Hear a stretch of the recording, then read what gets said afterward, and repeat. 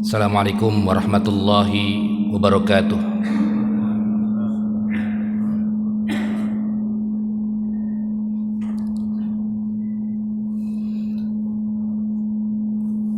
Alhamdulillah, alhamdulillahi rabbil alamin.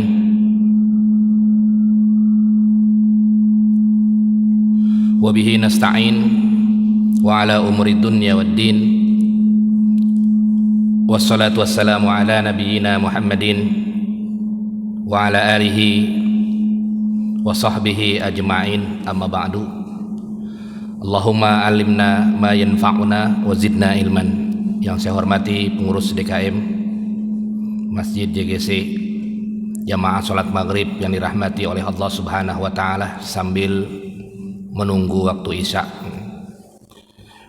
Dulu di zaman Rasulullah Sallallahu Alaihi Wasallam, ya, para sahabat biasa menunggu sholat Isya.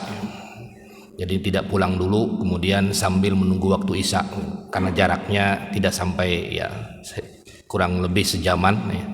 Sehingga kalau pulang lagi nanggung, maka biasanya para sahabat seringkali menunggu waktu Isya, ya.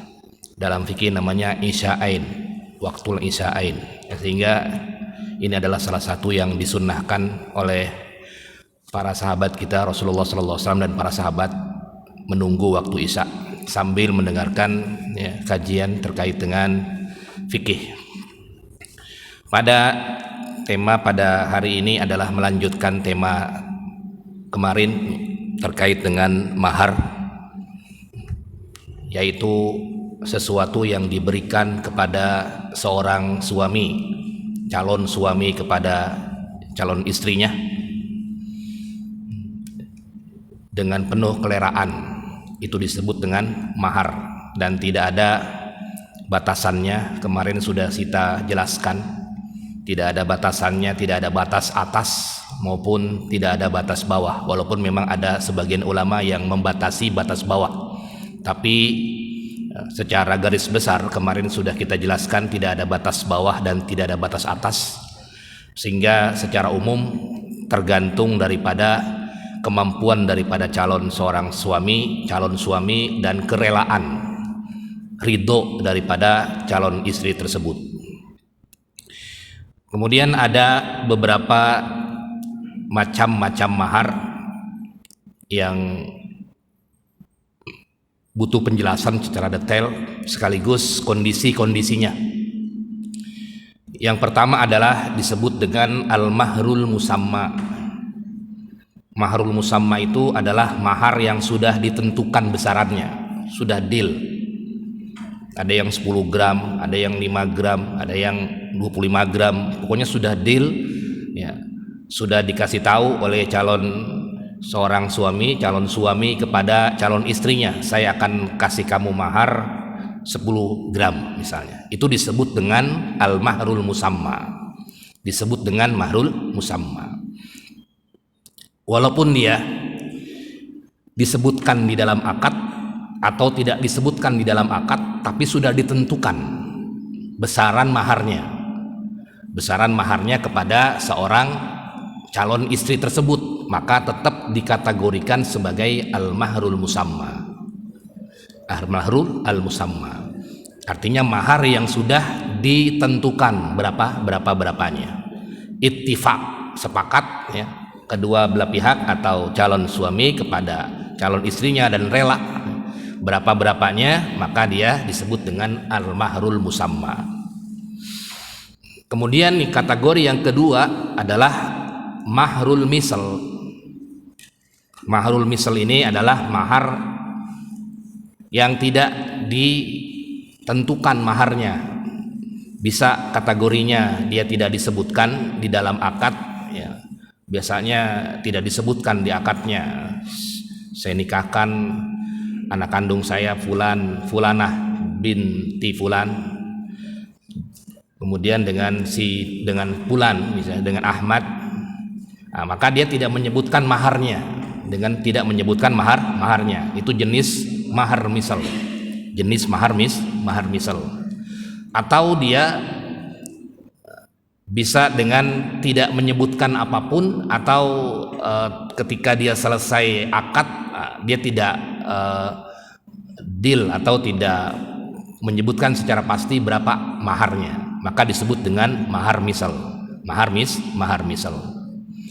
Sehingga mahar misal ini batasannya adalah menurut para ulama, mahar misal ini adalah mahru imro'atin tumasilu zaujah waqtal aqdi min jihati abiha ka ukhtiha au ammatiha wa binti ammiha fi baladiha au asriha wa takunu al mumasalah fi sifatil marbubah adatan. Biasanya mahar misal ini diserahkan atau diberikan atau kadarnya itu sesuai dengan adat istiadat dari kebiasaan negaranya atau kebiasaan kampungnya atau kebiasaan misalnya seorang bapak ya, misalnya punya anak 2, 3, yang anak pertamanya berapa biasanya, nah itu disebut dengan mahrul misal. Nah lalu bagaimana kondisi-kondisi kapan disebut dengan mahru al-musamma dan kapan disebut dengan mahrul misal. Nah kita akan membahas mahru al-misal terlebih dahulu.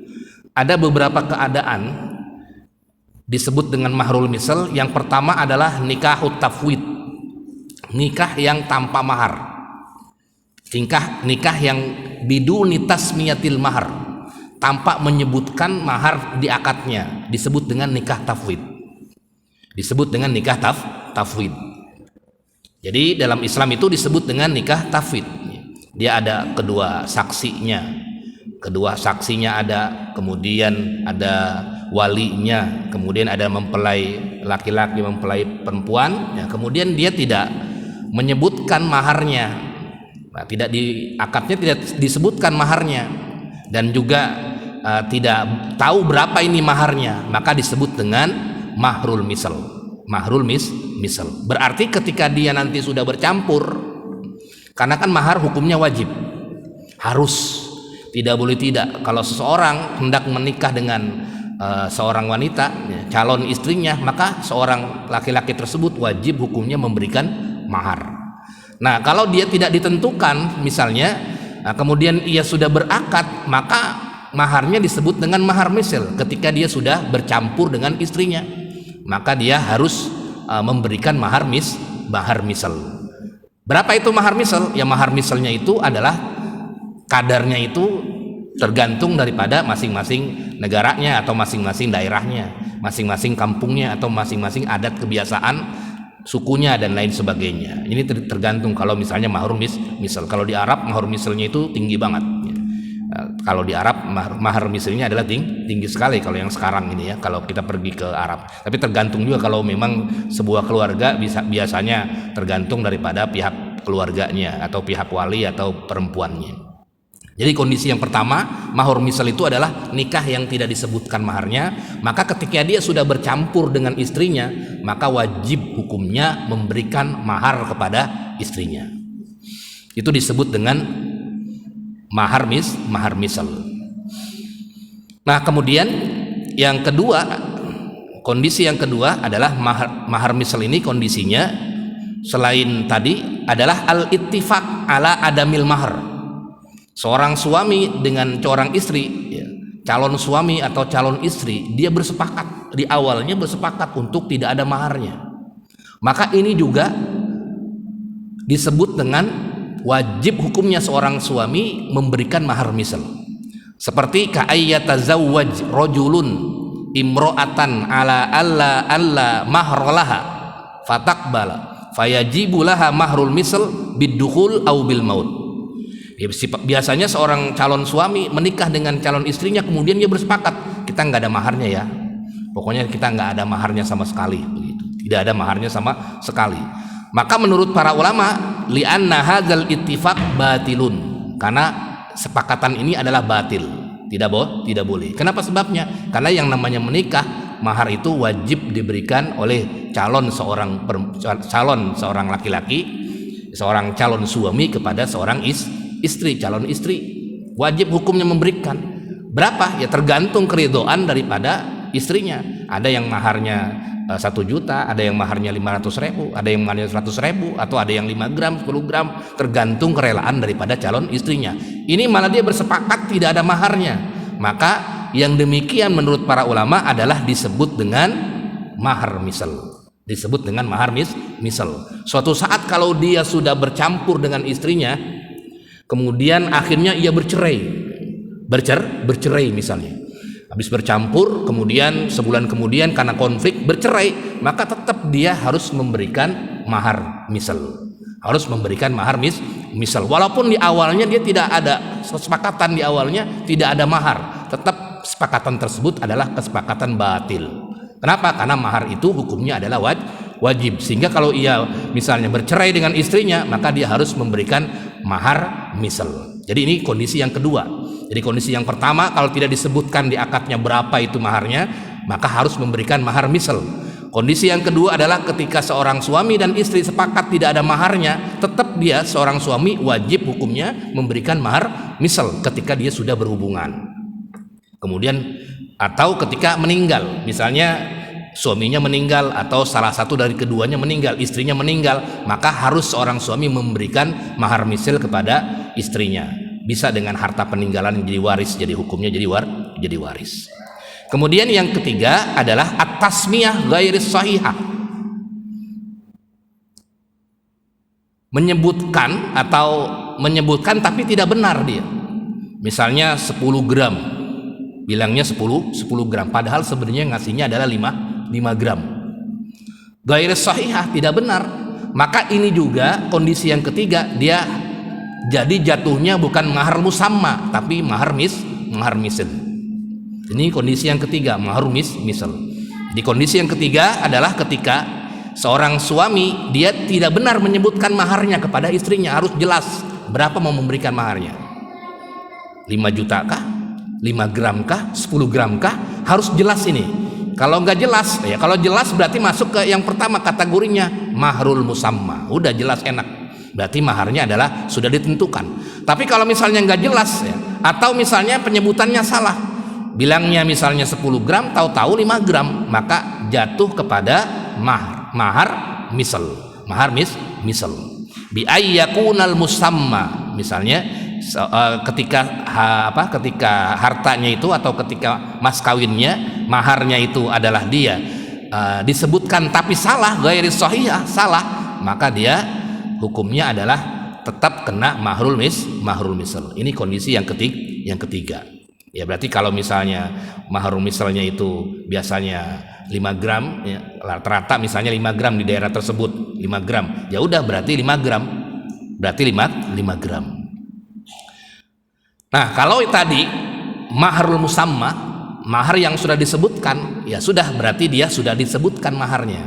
Ketika dia sudah disebutkan, maka itu menjadi hak seorang istri, pemberian dari seorang suami, hak seorang istri yang sudah disebutkan tersebut. 10 gram misalnya jelas, 5 gram atau 7 gram atau maharnya 10 juta misalnya, apa maharnya, terserah maharnya apa, maka wajib hukumnya memberikan kepada seorang istri tersebut. Wa atun nisaa shaduqatihinna nihlatan dalam Al-Qur'an. Dan berikanlah wahai para calon suami kepada istri-istri kamu, calon istri-istri kamu, yaitu mahar nihlatan secara sukarela. Berapa kira-kira ditentukan, disebut dengan disebut dengan mahar musamma. Tapi kalau mahar misal, ya tadi ada 3 kondisi tadi. Kondisi yang pertama, dia tidak disebutkan sama sekali di akad, maka hukumnya harus memberikan mahar misil. Kondisi yang kedua, jika bersepakat tidak ada mahar sama sekali. Dan kondisi yang ketiga adalah jika salah dalam penyebutan sebuah mahar. Jamaah sholat maghrib yang dirahmati oleh Allah subhanahu wa ta'ala, ini disebut dengan pembagian mahar. Jadi ada 2, mahar misal dan juga mahar al-musamma. Kemudian jamaah sholat maghrib yang dirahmati oleh Allah subhanahu wa ta'ala, di sini ada pembahasan ta'jilul mahri wa ta'jilihi. Pakai ain dulu, ta'jil, kemudian pakai hamzah, ta'jil, menyegerakan mahar, bayar duluan maharnya, berikan kepada istrinya, atau ta'jil, tunda dulu, nanti bisa dengan dicicil atau nanti setelah sebulan 2 bulan. Nah, ini temanya. Bolehkah itu? Memang ajazal fuqaha, memang para ulama membolehkan, membolehkan takjilul mahar, menunda atau bayarnya nanti, bayarnya nanti. Asalkan apa? Asalkan calon istrinya ridho. Nah, intinya itu. Yang penting calon istrinya ridho. Kalau tidak ridho, ya tidak bisa. Harus diberikan. Enggak, saya nggak mau takjil, nanti takutnya kalau ditunda nanti malah nggak dibayar lagi, begitu kan? Nah, ya sudah, berarti dia wajib seorang suami memberikan mahar kepada calon istrinya. Berapa kira-kira begitu. Tapi kalau memang ridho maka boleh. Faqalal Hanafiyatu, Imam Abu Hanifah berkata, yasihhu, sah kaunul mahri muajjalan au muajjalan. Mahar itu baik itu ditakjil, diduluanin maharnya, atau ditunda nanti saja maharnya, baik itu sebagiannya au ba'dahu, semuanya, kulluhu au ba'dahu, atau sebagiannya, ila ajalin qarib, baik itu nanti sebulan lagi, 2 bulan lagi, au ba'id, atau nanti setahun lagi, yang penting dengan keriduan daripada calon istrinya, keriduan calon istrinya. Ini menurut pendapat Imam Abu Hanifah. Pendapat Imam Abu Hanifah. Wa iza ittafaqo, bahkan jika sepakat sorohatan antara pihak seorang suami, calon suami terhadap istrinya, ala taksid, dicicil, al-mahr, maharnya dicicil, amila biha, ya nggak apa-apa juga. Li'annal ittifaq, ya karena ittifaq sepakat itu adalah wal urb min kubailal urfi, ya bagian daripada adat istiadat. Misalnya, ya sudah dicicil aja, nggak apa-apa kalau nggak mampu, tetap dia 10 gram tapi dicicil, misalnya dicicil, asal dia istrinya ridho, tidak masalah. Wa illam yattafiq, tapi kalau tidak ridho ya tidak boleh, nggak maunya kontan. Nah, makanya ada dibayar tunai, jelas. Kalau dibayar cicil ya cicil, tapi biasanya nggak disebutin kalau cicil itu, malu mungkin ya. Nah, tidak disebut, tapi memang kalau penyebutan itu adalah yusannu saja, dianjurkan, disunnahkan, atau dianjurkan saja menyebut mahar itu, hanya dianjurkan saja. Sedangkan mazhab Imam Syafi'i dan Imam Ahmad bin Hambal, walaupun takjilul mahar, mentakjil mahar itu, menunda mahar dibayarnya nanti, itu memang boleh, tapi li ajalin maklum, dengan syarat harus jelas kapan waktunya. Ini menurut pendapat Imam Syafi'i dan Imam Ahmad bin Hambal. Setahun lagi, pokoknya batasnya setahun ya, atau batasnya 2 tahun. Itu harus seperti itu, li ajalin ma'lumin, supaya jelas nih kapan waktu menundanya, kapan waktu membayar maharnya. Nah, ini yang diperbincangkan oleh para ulama terkait dengan bolehkah menunda atau bolehkah membayar dengan kontan, dengan menyegerakan, atau dengan tidak menyegerakan, yaitu tergantung keridoan daripada kerelaan daripada calon perempuan tersebut atau calon istrinya. Tidak masalah. Kemudian jamaah sekalian yang dirahmati oleh Allah Subhanahu wa taala, hukmu i'sariz zauji bil mahri. Ya, hukum i'sar itu artinya inna ma'al usri yusra, kesulitan ya. Ya, misalnya seorang suami ya karena maharnya terlalu tinggi kemudian dicicil, ya, akhirnya berat itu nyicilnya berat. Misalnya maharnya seorang calon istri minta maharnya rumah misalnya, gitu ya. Pokoknya saya maharnya rumah langsung jadi, kalau enggak saya nggak mau menikah. Akhirnya maharnya itu rumah, kemudian dicicil dah itu, ya nggak apa-apa maharnya rumah tapi dicicil, oke, kata perempuannya, kata calon istrinya, saya ridho, nggak apa-apa, yang penting dicicil, begitu ya.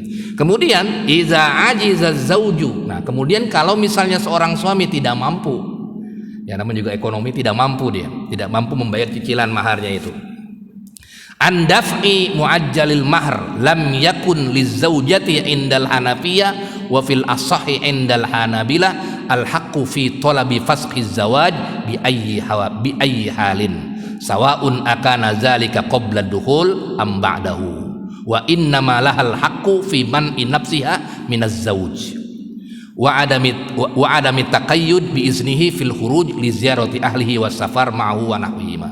Nah, ini ada perbedaan antara Imam Abu Hanifah dengan Imam Ahmad bin Hambal dengan Imam Malik dan Imam Syafi'i terkait dengan kasus seseorang suami yang tidak mampu lagi membayar karena dia ditakjil, dicicil sehingga tidak mampu membayar maharnya. Apa kata Imam Malik dan Imam Syafi'i? Lizaujatil haqqu fi talabil fasqi. Seorang istri berhak untuk meminta fasakh. Fasakh itu meminta berpisah dari suaminya dengan alasan suaminya belum membayar mahar. Karena dalam Islam itu yang disebut dengan khulu, meminta cerai itu harus ada alasannya. Kalau nggak ada alasannya, ya susah juga meminta cerai itu.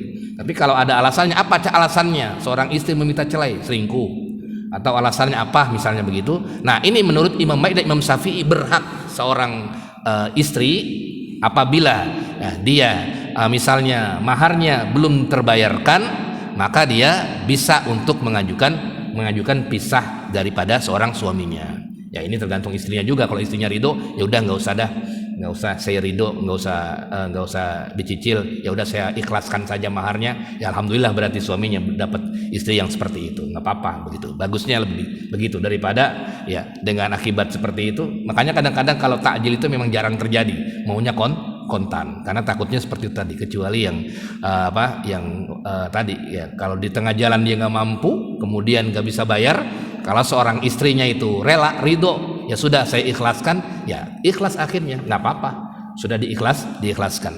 Tapi kalau misalnya tidak diikhlaskan, nah itu berarti menjadi hutang terus menerus. Dan tadi menurut Imam Malik dan Imam Syafi'i, seorang istri berhak mengajukan fasakh, berhak mengajukan pisah daripada seorang suaminya. Berbeda dengan Imam Abu Hanifah dan Imam Ahmad, dia tidak berhak ya. Jadi memang tidak boleh alasan pisah itu, berpisah itu adalah dengan sebab tidak dibayarkan mahar. Nah, ini yang terjadi perbedaan pendapat para ulama. Memang tergantung kerelaan daripada seorang istri tadi ya, tergantung kerelaan daripada seorang istri. Jamaah salat maghrib yang dirahmati oleh Allah Subhanahu wa taala, kemudian bahasan qobat. Ketika mahar tersebut sudah sampai kepada istrinya, bagaimana bahasannya tersebut? Qala al-Hanafiyah, Imam Abu Hanifah berkata, lil mar'ati qabla dukhuliz zauji biha an tamna az-zauj anid dukhul wa anil intiqal ila baiti. Ini pendapat sebagian ulama saja ya. Bagi seorang wanita apabila ia belum bercampur dengan suaminya, kemudian dia berhak tamna az-zauj anid dukhul, berhak untuk dia tidak berhubungan dulu sebelum dia membayar apa? Sebelum dia mengqobet maharnya tersebut. Kan janjinya misalnya nanti habis nikah ya maharnya, setelah kita akad nikah. Soalnya saya baru adanya setelah akad nikah. Besok 2 hari lagi. Ya nggak apa-apa. Akhirnya jadilah nikah dia. Nah, setelah nikah jadi kemudian istrinya tersebut, istri yang sudah sah tersebut, kemudian suaminya itu misalnya namanya juga suami, dia pengen bercampur dengan istrinya, maka menurut pendapat Imam Abu Hanifah berhak seorang wanita tersebut menolak bercampur dengan suaminya. Kenapa sebabnya? Karena dia belum mengqobet, belum menerima maharnya, kecuali kalau istrinya ridho. Ya udah nggak apa-apa. 2 hari nggak dikasih maharnya. Aduh, mahar saya nggak ada rupanya, belum ada uang, nanti ya setahun lagi atau 3 bulan lagi. Kata istrinya nggak apa-apa, ridho, ya sudah nggak apa-apa, kalau gitu bercampur juga nggak apa-apa. Tapi menurut Imam Abu Hanifah, kalau misalnya seorang istri dia memang berhak untuk menolak ajakan daripada seorang suami jika mahar tersebut belum diqobet. Berbeda dengan pendapat jumhur. Nah, jumhur ulama ini. Jumhur ulama. Wa qalatil jumhur ulama berkata, ini berbeda dengan Imam Abu Hanifah tadi.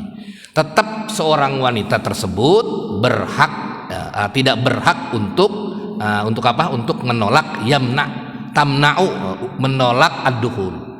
Menolak ajakan daripada seorang suami walaupun dia maharnya belum diqobet. Maharnya belum diqobet. Kenapa sebabnya? Ya karena memang salah satu kewajiban daripada seorang istri adalah salah satunya adalah dia harus memberikan batin ya, artinya memenuhi kebutuhan batin seorang suami, sehingga tidak berhak untuk menolak daripada tawaran atau daripada permintaan daripada suaminya. Ya, karena memang ada hadis lain terkait dengan ancaman kalau seorang istri menolak ajakan daripada suaminya. Menolak ajakan daripada suaminya. Kalau saya pribadi menghadapi perbedaan pendapat ini, ya sudah, berarti makanya di awal-awal jangan sampai seperti itu. Jelasin aja, kalau mau mahar saja sekalian, kontan, artinya benar-benar ditakjil. Udah, maharnya sekalian saja pas akadnya, berapa sebut.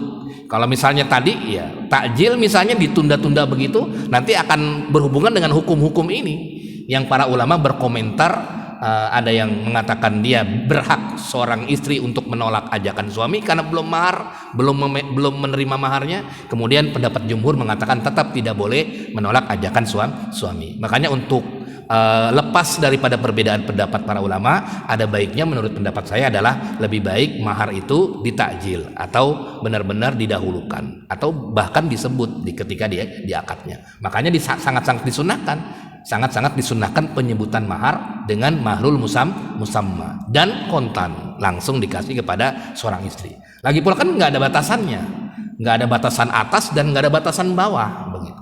Jadi apa bebannya, apa beratnya begitu. Kalau misalnya ya gara-gara ditakjil akhirnya nanti ya ada konflik dan ada kezaliman dan lain sebagainya. Misalnya ditunda-tunda atau dicicil, nanti bisa menyebabkan problem-problem berikutnya. Maka memang lebih baik tidak seperti itu. Kemudian jamaah sekalian yang dirahmati oleh Allah Subhanahu wa taala, az-ziyadatu minal mahri, tambahan daripada mahar. Bagaimana hukum tambahan daripada mahar? Nah, di sini dikatakan pertama adalah pendapat Imam Abu Hanifah dengan pendapat Imam Ahmad dan Imam Syafi'i terkait dengan tambahan mahar. Misalnya ketika seseorang calon suami memberikan mahar kepada istrinya 5 gram emas buat kamu ya, nanti buat saya menikah dengan kamu 5 gram. Kemudian setelah disebut 5 gram, kemudian suaminya bilang nanti saya tambahkan. Nah, begitu. Tambahin 3 gram lagi. Nah, tambahan itu apakah disebut dengan mahar yang mengikuti aslinya, atau tambahan itu bukan mahar, hanya sedekah biasa atau hibah biasa dari seorang suami kepada seorang istri. Nah, ini masalahnya, problemnya. Jadi ziyadatu al-mahar, jadi penambahan atau menambah mahar. Yang tadinya di akadnya misalnya 5 gram, sudah jelas 5 gram, kemudian suaminya bilang nanti saya tambahin ya, supaya gembira istrinya itu, calon istrinya, saya tambahin 5 gram lagi, tapi udah disebutkan tambahin 5 gram lagi. Nah, ini apakah dia tambahan itu masuk jadi mahar atau tidak? Kalau masuk jadi mahar, konsekuensinya wajib berarti suaminya wajib memberikan tambahan itu kepada seorang istri. Tapi kalau misalnya konsekuensinya bukan sebagai mahar, maka dia hanya hibah beraka, hanya pemberian suami kepada istrinya. Nah, ini apa kata Imam Syafi'i di sini? Wa qalatis Syafi'iyah, Imam Syafi'i berkata, la talhiqu ziyadatu bil aqd. Tidak ada hubungannya az-ziyadatu bil aqd fa in zadaha fa hiya hibatun. Kalau sudah diakadkan itu misalnya di musamma, sudah di mahar musamma, sudah ditentukan misalnya maharnya 10 juta atau maharnya 10 gram, disebutkan sudah dibayar tunai, saya terima nikahnya dibayar tunai, alhamdulillah sah. Kemudian seorang suami bilang nanti saya tambahin ya 5 gram lagi. Nah, perkataan 5 gram lagi itu menurut pendapat Imam Syafi'i tidak termasuk mahar, tapi hanya hibah belaka. Hibatun taftakiru ila surutil hibah. Ya berarti membutuhkan syarat-syarat hibah nanti di bagian depan. Bagaimana hibah, hukumnya hibah. Jadi ketika nanti konsekuensinya ketika misalnya seorang suami mentalak istrinya, sudah didukhul, sudah bercampur, kemudian mentalak, ya sudah berarti maharnya 10 gram itu, yang tambahan itu nggak masuk begitu. Itu menurut pendapat Imam Syafi'i. Kenapa sebabnya? Karena tambahan itu adalah bukan bagian daripada mahar. Nah, ini tema terkait dengan tambahan mahar. Nah, memang terjadi perbedaan pendapat para ulama. Senada dengan Imam Ahmad bin Hambal pun sama, bahwasanya tambahan itu bukan termasuk mahar. Yang termasuk mahar itu adalah pendapat Imam Abu Hanifah dan Imam Malik. Ya, kalau ada tambahannya, kemudian ridho kedua belah pihak, mau dia ketika akad atau di luar akad, ridho itu dua-duanya, maka dia juga termasuk mahar. Ini pendapat Imam Abu Hanifah dan pendapat Imam Malik. Misalnya, ya seorang suami, ya habis sudah berkatakan 10 gram dibayar tunai, nah kemudian bisik-bisik lagi, nanti saya tambahkan 10 gram lagi. Nah itu menjadi wajib menurut pendapat Imam Malik dan Imam Abu Hanifah, begitu. Makanya kalau saya pribadi menghadapi perbedaan pendapat ini, jangan seperti itu. Jangan seperti itu. Ya udah, jelas-jelas aja, udah langsung aja berapa maharnya biar tegas gitu. 10 gram ya 10 gram, 20 gram 20 gram, 30 gram 30 gram, 1 juta 1 juta, 1 gram 1 gram, begitu. Jangan sampai nanti saya tambahin ya, mungkin kayak kena kekecilan kali, mungkin nanti saya tambahin ya 5 gram gitu karena kekecilan. Nanti akan berkonsekuensi tadi perbedaan pendapat para ulama. Sebagian mengatakan itu termasuk bagian dari mahar, konsekuensinya wajib hukumnya dia membayar tersebut. Atau sebagian lagi mengatakan tidak termasuk mahar. Oleh karena itu, ya saya pribadi lebih condong kepada keluar khuruj minal khilaf, keluar dari perbedaan pendapat. Lebih baik kita jangan sampai tidak tegas, pelin-pelimpan begitu. Ya sudah, kalau mahar 10 gram, 10 gram saja. 5 gram, 5 gram, 50 gram, 50 gram, udah, jangan ditambah-tambahin, jangan dikurang-kurangin. Nanti kalau misalnya pengen ngasih hadiah emas, ya nanti aja. Setelah itu, ini saya kasih hadiah emas. Nah itu berarti hadiah, bisa dikasih, bisa sunnah, ya, artinya tidak menjadi bagian daripada mahar. Karena konsekuensi mahar kan beda dengan yang lainnya. Konsekuensi mahar beda dengan yang lainnya. Jamaah salat maghrib yang dirahmati oleh Allah Subhanahu wa taala. Kemudian yang selanjutnya, tema yang selanjutnya adalah ahwalu wujubil mahri wa ta'kiduhu wa tansifuhu wa suqutihi. Kapan seorang calon suami memberikan mahar semuanya, atau setengahnya, atau gugur sama sekali maharnya. Jadi nggak jadi dikasih mahar begitu. Nah ini ada ketentuannya di sini. Ya, kalau seorang suami wajib memberikan mahar full itu, ittafaqul ulama, para ulama sepakat ya. Annal mahar, ketika mahar itu yajibu binafsil akad, ketika akadnya sudah sah akadnya,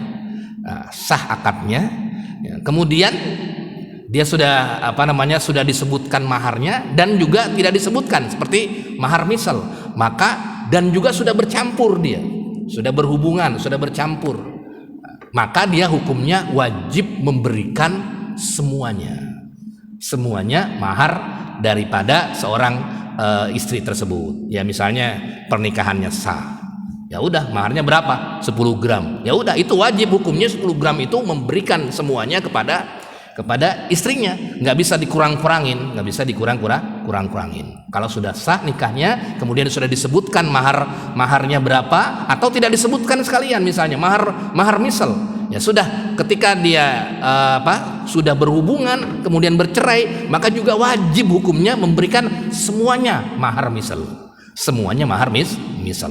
Nah, ini terkait dengan kapan wajib diberikan semuanya mahar misal. Yaitu ya pertama kondisinya ketika dukhul, sudah bercampur. Dukhul hakiki, bercampur secara hakiki. Ya, suami istri berhubungan. Maka dia wajib memberikan, berarti sudah menjadi hak kepada seorang suami, kepada seorang istri. Seorang suami wajib hukumnya memberikan mahar seluruhnya kepada seorang istri kalau sudah didukhul, sudah bercampur. Kemudian yang kedua, kalau meninggal, misalnya seorang suami meninggal, seorang suaminya belum ngasih mahar begitu, tiba-tiba sudah meninggal dia, maka kalau suaminya punya harta, maka pisahkan itu hartanya. Buat siapa? Buat seorang istrinya yang ditinggalkan itu, bukan harta istrinya, bukan harta suaminya, tapi memang karena maharnya belum dibayar itu. Maharnya belum dibayar, jadi maharnya harus dibayar full. Misalnya 10 gram. janjinya adalah 10 gram. Kemudian keburu meninggal suaminya. Ya sudah, berarti dari harta suaminya disisihkan dulu tuh 10 gram buat bayar mahar daripada istrinya yang ditinggalkan itu. Kemudian yang ketiga adalah al-khuluwus sahihah, ketika dia sudah berumah tangga lah ya, sudah lebih dari setahun lebih, walaupun dia tidak bercampur, tapi dengan kesepakatan. Kan ada juga orang yang menikah kemudian sepakat, udah kita tidak bercampur dulu ya, begitu ya, suami istri. Saya pengen kuliah dulu begitu di sana di Mesir. Banyak ya kemudian ditinggalin deh suami istrinya, tapi dikasih nafkah juga atau ridho lah begitu. Tapi nggak dicampur itu. Nah, kalau sudah begitu lebih dari setahun, maka ketika dia misalnya bercerai atau sudah meninggal, maka dia tetap memberikan mahar keseluruhan kepada seorang istri tersebut. Nah, kemudian bagaimana tansiful mahar setengahnya? Yang tadinya kita seorang suami ngasih 10 gram, kemudian bisa menjadi 5 gram. 5 gram. Kapan itu terjadi? Ittafaqul fuqaha, para ulama sepakat ala wujubi nisfil mahar. Wajib memberikan sebagian saja kepada istrinya ketika bercerai tapi belum bercampur. Bercampur. Ya, misalnya baru nikah kemarin, tiba-tiba dia sudah cerai lagi 2 hari 3 hari. Belum bercampur, maka dia wajib memberikan istrinya mahar tapi setengahnya atau 5 gram. Misalnya kalau 10 gram maharnya, maka 5 gram dia memberikan setengahnya berarti. Jadi itu terkait dengan mahar setengahnya itu, tansiful mahar. Jadi kapan terjadinya? Ketika seorang suami mentalak istrinya, saya talak kamu begitu, bercerailah itu, tapi belum bercampur, berhubungan dengan istrinya, bercerai aja mungkin karena konflik atau apa begitu kan, ya mungkin karena tahu aibnya dan lain sebagainya begitu kan, akhirnya nggak jadi dia bercampur, udah kita pisah saja begitu. Nauzubillah, kalau setelah itu ya sudah, berarti tetap seorang suami wajib memberikan setengahnya, mahar setengahnya yang sudah dijanjikan itu.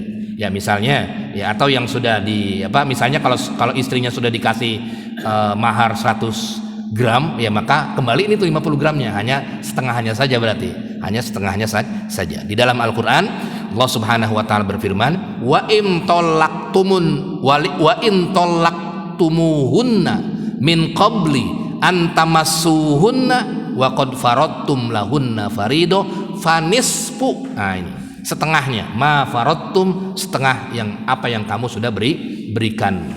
Jadi kalau misalnya kita 10 gram, ya berarti 5 gramnya. Kalau memang ia bercerai tapi belum berhubungan. Kemudian ada problem di sini, 2 problem di sini. Problem yang pertama adalah iza lam yazkur al-mahar hinal aqd. Apabila tidak disebutkan maharnya ketika akad, mahar misal tadi. Kalau disebutkan enak, 10 gram emas, berarti kalau bercerai belum bercampur ya tinggal 5 gram, kan gitu, tinggal balik aja 5 gram. Tapi ini masalahnya tidak disebutkan maharnya, hinal aqdi, ketika akad begitu. Nah, bagaimana pendapat para ulama di sini? Wa qalal jumhur yantasipul mafrud ba'dal aqdi kal musamma fil aqdi. Tetap dia harus ada kewajiban untuk memberikan setengahnya. Walaupun mahar misal tetap setengahnya juga. Mau maharnya mahar musamma yang sudah ditentukan atau mahar misal, tetap dia setengahnya juga dibalikan. Misalnya kalau mahar yang sudah disebutkan 10 gram, berarti 5 gram dibalikan. Tapi kalau misalnya maharnya belum ditentukan, misalnya mahar misalnya itu adalah 50 juta, berarti 25 jutanya dibalikan, misalnya seperti itu. Ini menurut pendapat kebanyakan para ulama. Nah, kemudian yang selanjutnya adalah sukutul mahar. Apa itu sukutul mahar? Mahar menjadi gugur, semuanya gugur. Apa itu? Yang pertama ketika al-firqah bi ghairi tolak qabla dukhul bil mar'ah wa qabla al-khuluwati biha. Berpisah tanpa talak, baik itu sebelum bercampur atau setelah bercampur. Tapi berpisahnya apa? Berpisahnya karena murtad. Murtad. Jadi ya misalnya salah satu dari keduanya murtad, ya sudah. Kalau sudah murtad berarti gugur itu mahar tersebut. Gugur mahar tersebut. Kemudian yang kedua adalah al-khulu, gugat cerai. Seorang istri menggugat cerai suaminya, maka wajib memberikan mahar seluruhnya kepada istri, kepada suaminya. Menggugat cerai. Khulu itu artinya menggugat cerai. Baik itu dia sebelum bercampur atau sesudah bercampur. Kalau dia khulu, ya, bukan cerai ya, tapi khulu. Khulu itu artinya jatuhnya dari seorang wanita meminta gugatan cerai, menggugat cerai terhadap suaminya. Maka sakotol mahru kullahu, gugur semua maharnya. Kemudian yang ketiga adalah al-ibro. Ibro itu artinya ketika seorang wanita itu mensedekahkan maharnya. Misalnya maharnya 10 gram sudah dipakai sama istrinya. Kemudian karena kondisi ekonomi, akhirnya istri maharnya dipakai, dijual maharnya, cincinnya dijual buat makan.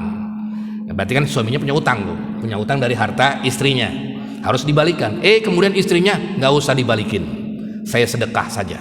Nah itu juga sama, tidak perlu membayar mahar. Nah, ini ada apa tidak yang seperti ini, sedekah saja.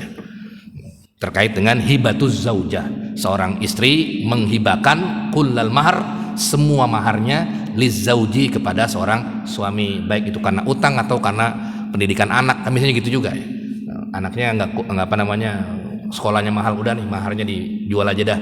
Nah, udah nggak usah dikembaliin lagi, saya ikhlas sudah. Itu ada yang begitu juga, maka tidak perlu mengganti mahar tersebut. Ya pahalanya buat istrinya itu luar biasa ya pahalanya ya. Sampai di sini ada diskusi, tafadhol. Sebelum kita lanjut ada tema berikutnya, tafadhol, terkait dengan mahar. Iya Pak Ji.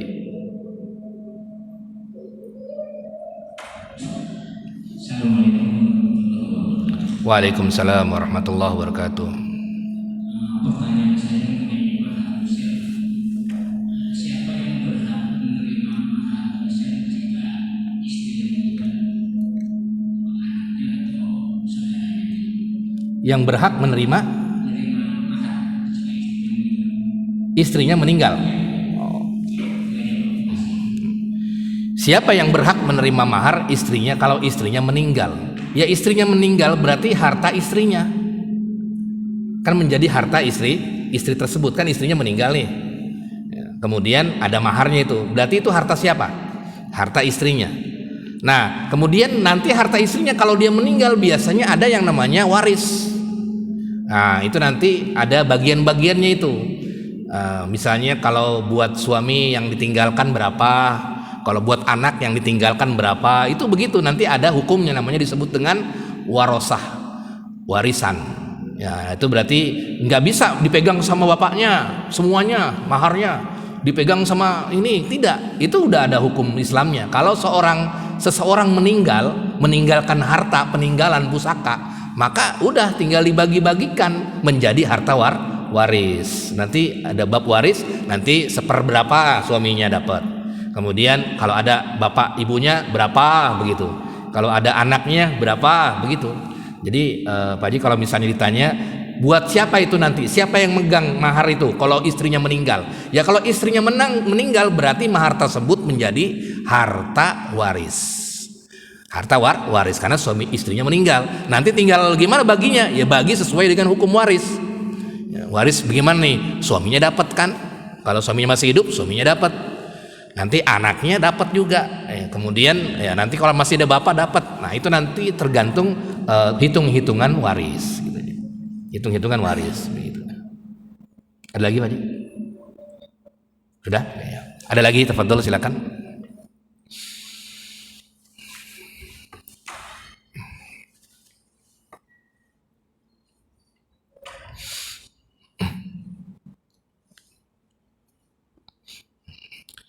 Nah, kemudian yang selanjutnya adalah al-ikhtilafu fil mahri, berselisih pendapat terkait dengan mahar.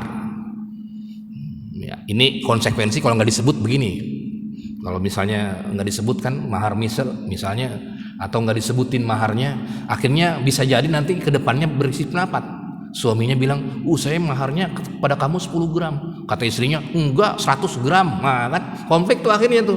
Kenapa sebabnya? Karena tidak apa? Pertama dia tidak kontan, kedua tidak disebutkan di awalnya.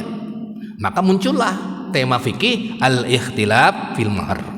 Terjadi perbedaan di antara suami istri terkait dengan kadar mahar itu berapa. Bagaimana konsekuensi fikih menyikapinya yang seperti itu? Ya walaupun ini kadang ada kadang enggak ya. Ya ada juga sih sebenarnya, tapi banyak yang enggak adanya. Karena biasanya kan kalau mahar itu biasanya langsung disebut 10 gram, 5 gram. Tapi ada juga yang disebut dengan mas kawin seperangkat alat sholat. Sebenarnya dia maharnya bisa jadi bukan seperangkat alat sholat itu, kayak begitu. Mas orang kaya banget, kemudian seperangkat alat sholat berapa sih begitu? Nah, seperti itu. Nah ini bagaimana di sini menyikapinya? Nah di sini singkat saja ada perbedaan pendapat para ulama. Yang pertama adalah yang jumhur mengatakan diserahkan, yang benar adalah al-bayyinatu, yang benar adalah perkataan daripada seorang istri, perkataan dari seorang istri. Kenapa? Karena dia adalah yang menerima daripada mahar. Hanya pendapat Imam Abu Hanifah aja yang mengatakan diserahkan atau yang benar adalah perkataan seorang suami. Ini sama seperti kasusnya berbohong dua-duanya, perbedaan pendapat di kalangan para ulama. Taib itu ya, mudah-mudahan bermanfaat. Kalau tidak ada diskusi lagi terkait dengan bab mahar, sama-sama kita akhiri kajian kita dengan membaca doa kafaratul majlis. Subhanakallahumma bika asyhadu an la ilaha illa anta astaghfiruka wa atubu ilaik. Assalamualaikum warahmatullahi wabarakatuh.